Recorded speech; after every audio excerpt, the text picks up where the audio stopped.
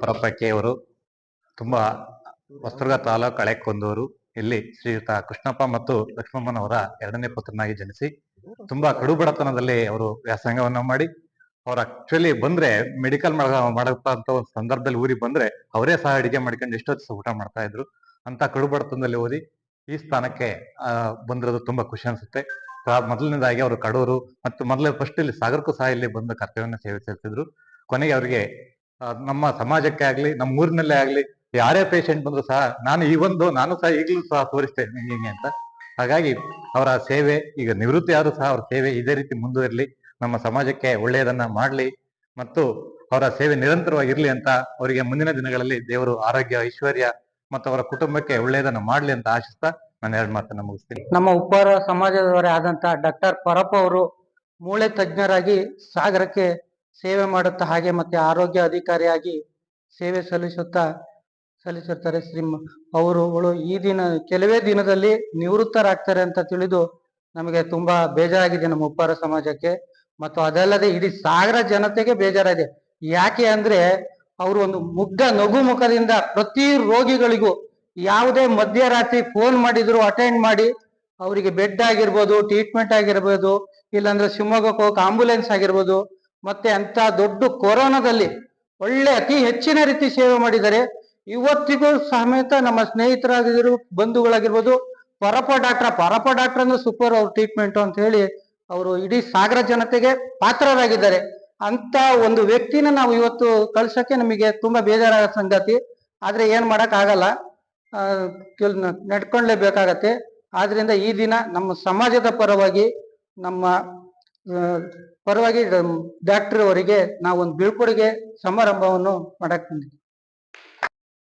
ಬಂದಿರ್ತಕ್ಕಂಥ ಎಲ್ಲರಿಗೂ ನಾನು ತುಂಬಾ ಧನ್ಯವಾದಗಳು ಮತ್ತು ಇದೇ ರೀತಿ ನಿಮ್ಮ ಪ್ರೀತಿ ವಿಶ್ವಾಸ ಇರಲಿ ಅಂತೇಳಿ ನಾನು ಬಯಸ್ತೀನಿ.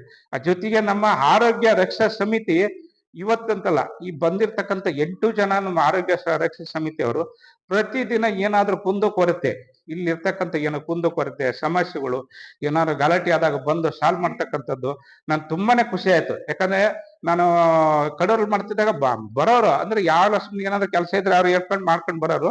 ಬಟ್ ಕುಂದುಕೊರತೆ ಇಲ್ಲಿ ಇವರು ಮಾಡಿರ್ತಕ್ಕಂಥ ಸಹಕಾರ ನಾನು ಇವತ್ತಿಗೂ ಸಹ ನಾನು ಮರೆಯೋದಿಲ್ಲ. ಹಾಗೆ ಶಾಸಕರು ಆಸ್ಪತ್ರೆಯನ್ನ ಇವತ್ತು ಇರ್ಬೇಕು, ಈ ತಾಯಿ ಮತ್ತು ಮಕ್ಕಳ ಆಸ್ಪತ್ರೆ ಯಾವ ಮಟ್ಟಕ್ಕೆ ಹೋಗಿದೆ ಅಂದ್ರೆ 300-370 ಹೆರಿಗೆಗಳು ಆಗ್ತವೆ. ಯಾಕಂದ್ರೆ ಈ ಹೊರಗಡೆ ನೋಡಿ ಎಲ್ಲೋ ಸಾಮಾನ್ಯ ಒಂದು 10-20 ಆದ್ರೆ ಹೆಚ್ಚು. ಯಾಕಂದ್ರೆ ಎಲ್ಲಾ ರೋಗಿಗಳು ಅಲ್ಲಿ ಬರ್ತಾರೆ, ಎಲ್ಲರೂ ಬರ್ತಾರೆ. ಏನಾಗುತ್ತೆ, ಅಲ್ಲಿ ಇರ್ತಕ್ಕಂಥ ಸ್ಪೆಷಲ್ ವಾರ್ಡ್ಗಳು ಕಡಿಮೆ, ಅದು ಬಹಳ ಡಿಮ್ಯಾಂಡ್ ಮಾಡ್ತಾರೆ, ಸ್ಪೆಷಲ್ ವಾರ್ಡ್ ಕೊಡ್ಸಿ ಅಂತಂದ್ರೆ. ನಮ್ಗೆ ಇಲ್ಲಿಂದ ಮತ್ತೆ ನಮ್ಮ ಶಿವಮೊಗ್ಗದಲ್ಲಿ ಶ್ರೀಕಾಂತ್ ನಮ್ಮ ಒಂದು ಕಾಂಗ್ರೆಸ್ ಮುಖಂಡರು, ಅವರು ಸಹ ನನಗೆ ಪರಿಚಯ, ಅವರು ಸಹ 2-3 ಪೇಷಂಟ್ ಕಳಿಸ್ಬಿಟ್ಟು ನನಗೆ ಫೋನ್ ಮಾಡಿ ಇಲ್ಲಿ ಒಂದು ಜೀವನವನ್ನ ರೂಪಿಸ್ಕೊಟ್ಟಿದೆ. ಯಾಕಂದ್ರೆ ನಮ್ದು ಋಣ ಎಷ್ಟಿದೆ ಅಷ್ಟು ಮಾಡಿದ್ದೀನಿ. ನನಗೆ ಕೆಲಸ ಮಾಡಿರೋದು ನನಗೆ ಒಂದು ತೃಪ್ತಿ ತಂದಿದೆ ಅಂತ ನಾನು ಹಂಚ್ಕೊಂಡಿದ್ದೀನಿ. ಹಾಗಾಗಿ ತಾವು ಎಲ್ಲರೂ ಬಂದಿದ್ದಕ್ಕೆ ನಮ್ಮ ಒಬ್ಬರಿಗೆ ಒಂದಿಷ್ಟ ನಾನು 2 ಮಾತು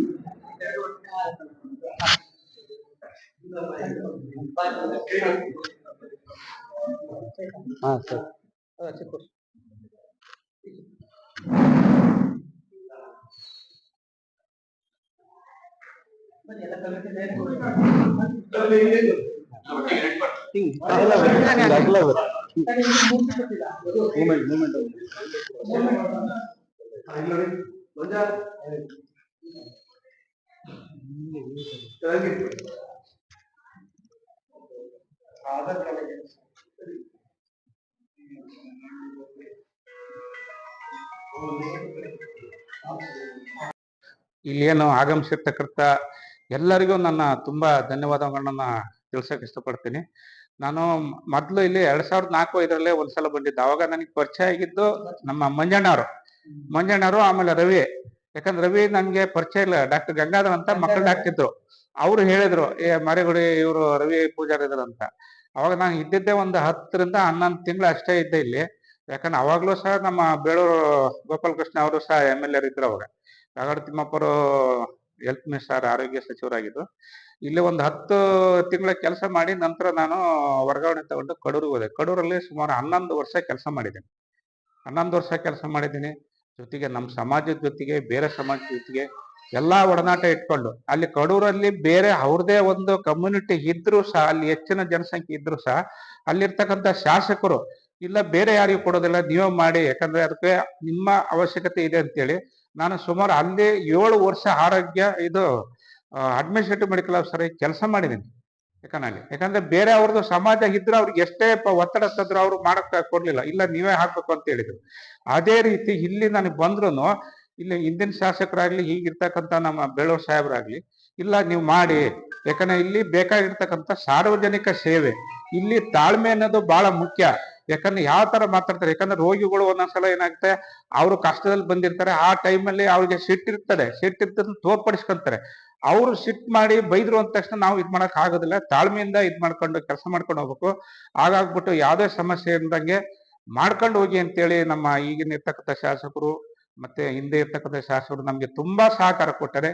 ಅದೇ ರೀತಿ ನಮ್ಮ ಎಲ್ಲಾ ಇದು ಸಮುದಾಯ, ಯಾಕಂದ್ರೆ ನಾನು ನಮ್ದೇ ಸಮುದಾಯ ಅಂತಲ್ಲ, ಎಲ್ಲಾ ಸಮುದಾಯದವರು ನನಗೆ ಒಂದು ಸಹಕಾರ ಕೊಟ್ಟಿದ್ದಾರೆ. ಯಾಕಂದ್ರೆ ಏನೇ ಸಮಸ್ಯೆ ಇದ್ರು ಅವ್ರು ಮುಂಚೆ ನನಗೆ ಬಂದ್ಬಿಟ್ಟು ಫಸ್ಟ್ ಹೇಳೋರು, ಸರ್ ಈ ತರ ಹಿಂಗಿದೆ ಸಮಸ್ಯೆ, ಏನಾದ್ರೂ ಮಾಡ್ಬೋದಾ, ಯಾಕಂದ್ರೆ ಸುಮ್ನೆ ನಾವು ಏನಾದ್ರು ಒಂದು ಸುದ್ದಿ ಮಾಡ್ಬಿಟ್ರೆ ಬೇರೆ ತರ ಇದಾಗ್ಬಿಡುತ್ತೆ, ಅದನ್ನ ಅಲ್ಲೇ ಸಾಲ್ವ್ ಮಾಡ್ಬಿಟ್ಟು ಇದ್ ಮಾಡಿದ್ವಿ. ಅದಕ್ಕೆ ಪ್ರಮುಖವಾಗಿ ಮುಖ್ಯವಾಗಿ ನಮ್ಗೆ ಸಹಕಾರ ಸಿಗ್ತಕ್ಕಂಥದ್ದು ಪತ್ರಿಕಾ ಮಾಧ್ಯಮ. ಯಾಕಂದ್ರೆ ಪತ್ರಿಕಾ ಮಾಧ್ಯಮನೇ ನಮ್ಗೆ ಮುಖ್ಯ. ಯಾಕಂದ್ರೆ ಯಾವುದೇ ಒಂದು ಸಂಸ್ಥೆ ಆಗ್ಲಿ, ಆಸ್ಪತ್ರೆ ಆಗ್ಲಿ ಚೆನ್ನಾಗಿ ನಡ್ಕೊಂಡು ಹೋಗ್ಬೇಕಂದ್ರೆ ಏನೇ ಸಮಸ್ಯೆ ಇದ್ರು ಫಸ್ಟ್ ನಮ್ಮ ಹತ್ರ ಗಮನಕ್ಕೆ ತಂದು, ಅಥವಾ ಏನೇ ಇದ್ರು ಅವ್ರು ಬಂದ್ಬಿಟ್ಟು ನಮ್ಮ ಪತ್ರಿಕಾ ಮಾಧ್ಯಮದಲ್ಲಿ ಎಲ್ಲಾ ರೀತಿಯ ಸಹಕಾರ ಕೊಟ್ಟರೆ. ಅವ್ರಿಗಂತಲೂ ನಾನು ಇವತ್ತಲ್ಲ, ಎಲ್ಲಾ ಪತ್ರಿಕಾ ಮಾಧ್ಯಮದವ್ರಿಗೂ ನಾನು ಕೃತಜ್ಞತೆ ಸಲ್ಲಿಸ್ತೀನಿ. ಜೊತೆಗೆ ನಮ್ಮ ಏನ್ ಸಮಾಜ ಇದೆಯಲ್ಲ, ನಮ್ಮ ಸಮಾಜ ನನ್ನನ್ನು ಯಾವತ್ತೂ ದುರುಪಯೋಗ ಪಡಿಸ್ಕೊಂಡ ಅಂತ ನಾನು ಮುಖ್ಯವಾಗಿ ಹೇಳ್ತೀನಿ. ಯಾಕಂದ್ರೆ ನಮ್ಮನಪ್ಪ ಅಂತೇಳಿ ಯಾವತ್ತು ಇಲ್ಲಿ ಬಂದು ಯಾರಲ್ಲ, ಅವರು ಸಾಮಾನ್ಯರಂತ ಬಂದು ತೋರಿಸ್ಕೊಂಡು ಹೋಗಿದ್ದಾರೆ. ಯಾಕಂದ್ರೆ ಅದನ್ನ ದುರುಪಯೋಗ ಯಾರು ಮಾಡ್ಕೊಂಡಿಲ್ಲ. ಕೆಲವು ಕಡೆ ಏನಾಗುತ್ತೆ, ನಮ್ಮವರು ಅಂತಂದು ಇದ್ ಮಾಡ್ಕೊಂಡು ದುರುಪಯೋಗ ಮಾಡ್ಕೊಳ್ಳೋ ಸಂದರ್ಭಗಳು ಬಹಳ ಇರ್ತವೆ. ಆ ತರ ಯಾರು ದುರುಪಯೋಗ ಮಾಡ್ಕೊಂಡಿಲ್ಲ. ಅವ್ರು ಎಲ್ಲಾ ರೀತಿ ಬಂದ್ಬಿಟ್ಟು ಚಿಕಿತ್ಸೆ ಪಡ್ಕೊಂಡಿದ್ದಾರೆ. ಬಟ್ ನನ್ಗೆ ಏನು ಅಂತಂದ್ರೆ, ನಾ ಕಡೂರಲ್ಲಿ ಇರ್ತಕ್ಕಂಥ ಒಂದು ಸಂಘ ಮಾಡಿದ್ದು, ಅಂದ್ರೆ ನಮ್ಮ ಸಮಾಜದಲ್ಲಿ ಇರ್ತಕ್ಕಂಥ ಕಡು ಬಡವರಿಗೆ, ವಿದ್ಯಾರ್ಥಿಗಳಿಗೆ, ಅವ್ರಿಗೆ, ಯಾಕಂದ್ರೆ ಈಗಿನ ಇರ್ತಕ್ಕಂಥದ್ದು ಒಂದು ಒಳ್ಳೆ ಒಂದು ಶಿಕ್ಷಣ ಬೇಕು ಅವ್ರಿಗೆ. ಆ ಶಿಕ್ಷಣವನ್ನ ಕೊಟ್ರೆ ಅವ್ರು ಮುಂದಿನ ಜೀವನ ಒಂದು ರೂಪಿಸ್ಕೊಳ್ತಾರೆ. ಅದು ಇಲ್ಲಿ ಆಗ್ತಾ ಇಲ್ಲ. ಯಾಕಂದ್ರೆ ನಾನು ಕಡೂರಲ್ಲಿ ನಾನು ಒಂದು 11 ವರ್ಷ ಮಾಡಿ, ನಾನು ಗೌರವಾಧ್ಯಕ್ಷ ಆಗಿದ್ದಲ್ಲಿ 10 ವರ್ಷ ಅಲ್ಲಿ ಒಂದು ಹಾಸ್ಟೆಲ್ ಮಾಡಿದ್ರು. ಹಾಸ್ಟೆಲ್ ಮಾಡ್ಬಿಟ್ಟು ಅದಕ್ಕೊಂದು ಏನೋ ಒಂದು ಅಮೌಂಟ್ ಬರ್ತಿತ್ತು. ಆ ಇದ್ರಲ್ಲಿ ಹಾಸ್ಟೆಲ್ ಅಲ್ಲಿ ಮಾಡ್ಕೊಟ್ರು. ಒಂದು ವಿದ್ಯಾರ್ಥಿಗಳಿಗೆ ಪ್ರತಿ ವರ್ಷ ಅಲ್ಲಿ ಒಂದು ಅವ್ರಿಗೆ ಪ್ರೋತ್ಸಾಹ ಮಾಡ್ತಕ್ಕಂಥ ಪುರಸ್ಕಾರ ಏನಾದ್ರು ಮಾಡ್ಬಿಟ್ಟು ಇದ್ ಮಾಡ್ತಾರೆ. ಅದೇ ಅವ್ರಿಗೆ ಉತ್ತೇಜನ ಕೊಡ್ತಕ್ಕಂಥದ್ದು. ಯಾಕಂದ್ರೆ ಅವರು ವಿದ್ಯಾರ್ಥಿಗಳು ಓದ್ಬೇಕು. ಯಾಕಂದ್ರೆ ಇನ್ನೊಬ್ರು ಅವ್ರು ನೋಡಿದಾಗ ಇಲ್ಲ ನಾನು ಓದ್ಬೇಕು ಅನ್ನೋದು ಮನೋಭಾವ ಬರ್ಬೇಕು. ಇಲ್ಲಿ ನಮ್ಮಲ್ಲಿ ಇರ್ತಕ್ಕಂಥ ಒಂದು ಎಜುಕೇಶನ್ ಅಲ್ಲಿ ಸ್ವಲ್ಪ ಕಡಿಮೆ ಇದೆ ಅಂತ ನನ್ಗೆ ಅನ್ಸುತ್ತೆ. ಯಾಕಂದ್ರೆ ನಂಗೆ ಗೊತ್ತಿಲ್ಲ. ಯಾಕಂದ್ರೆ ಅದು ಸ್ವಲ್ಪ ಮುಂದೆ ಬರ್ಬೇಕು, ಮಕ್ಕಳು ಮುಂದೆ ಓದ್ಬೇಕು. ಯಾಕಂದ್ರೆ ನಾನು ಇಲ್ಲಿ ಇದ್ದಾಗ ನನಗೆ ನಮ್ಮ ಮಂಜಣ್ಣ ಇದ್ದಾರಲ್ಲ, ಮಂಜಣ್ಣ ಮಗಳು ಇಲ್ಲೆಲ್ಲ ಕೆಲ್ಸಕ್ಕೆ ಹೋಗ್ತಾರೆ. ಅವ್ರು ಸುಮ್ನೆ ಒಂದು ಅಟೆಸ್ಟೇಷನ್ ಮಾಡಿಸ್ಕೊಂತೀನಿ ಅಂತ ಬಂದ್ರು. ನಾನ್ ಕೇಳಿದೆ ಏನ್ ಮಾಡ್ತಾರ, ಇಲ್ಲ ಹಿಂಗೆ KPSC ಇಂಟರ್ವ್ಯೂ ಬಂದಿತ್ತೆ ಅಂತಂದ್ರು.